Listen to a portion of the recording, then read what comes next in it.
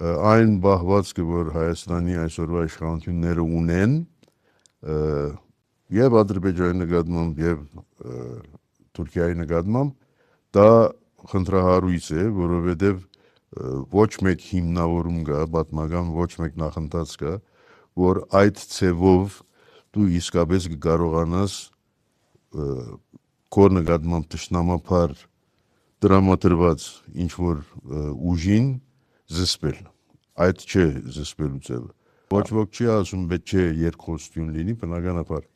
երկխոսություն ուսումնանավորության պետք է լինի, եթե այդ երկխոսությունը ինչ որ դեղ դեպի տանում է։ Պետք է ընդունենք, որ այն երկրները, որոնք ճանաչել են իրենց կողմից գործած ցեղասպանությունները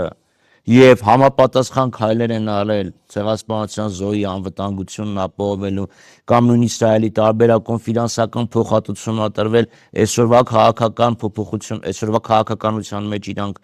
պրո-իսրայելական դիրքորոշում ունեն, դա ճնշման հետևանք է, այլ ոչ թե քաղաքական խնդրանքի կամ բարեկամքի։